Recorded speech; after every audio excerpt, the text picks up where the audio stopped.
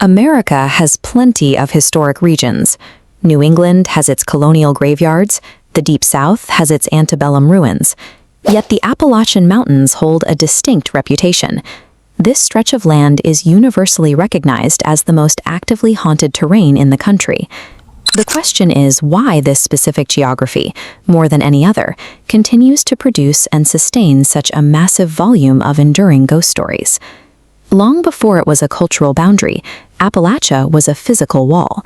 The sheer scale of these ridgelines acted as a massive geological blockade that halted the westward expansion of early European settlers. Those who did manage to settle within its borders found themselves trapped inside deep, inaccessible hollows.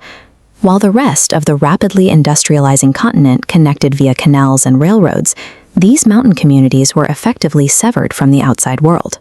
The pioneers who populated these valleys were largely of Scots-Irish and Celtic descent. They brought with them deep, centuries-old European superstitions and a fatalistic folklore that fit perfectly into this unforgiving landscape. These imported beliefs collided and bled into the spiritual mythologies already established by the indigenous populations of the region, creating a unique, deeply rooted oral tradition. The mountains functioned as a giant cultural incubator.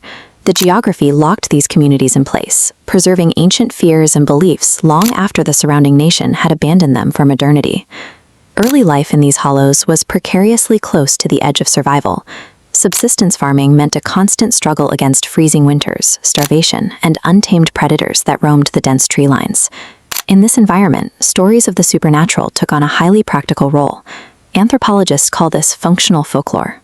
A tale about a child-stealing witch or a shape-shifting beast in the timber served a highly specific purpose. It functioned as a psychological tool designed to keep curious children away from treacherous drop-offs and deep, disorienting woods, where they could easily disappear. Beyond acting as a warning system, these stories offered a vital coping mechanism. Infant mortality and sudden accidents were tragically common, and families had to process these losses entirely on their own. When you live your entire life in such close proximity to mortality, the boundary between the living and the dead naturally begins to blur. The supernatural feels as immediate and tangible as the next valley over.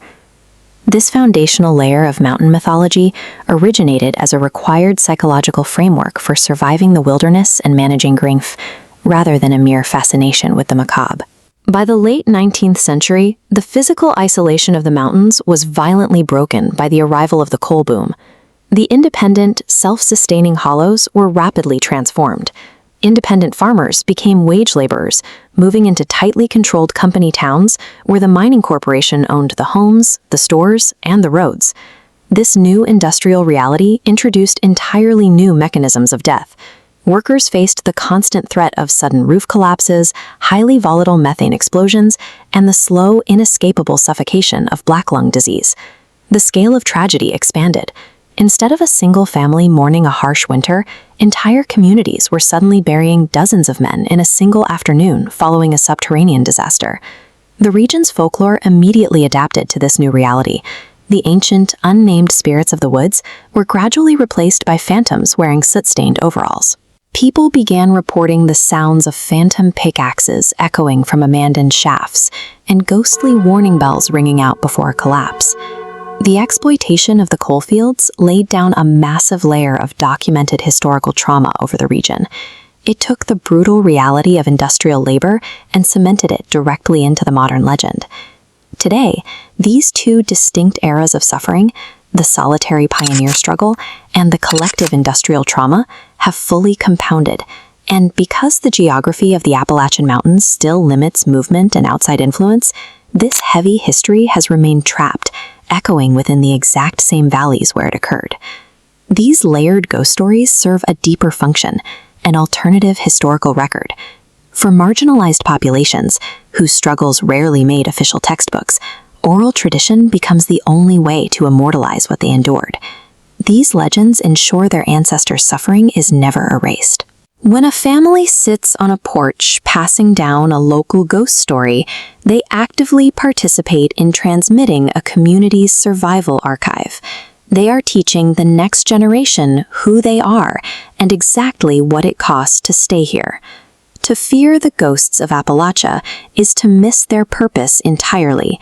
To listen to them is to witness the resilience, the hidden history, and the enduring soul of the American working class.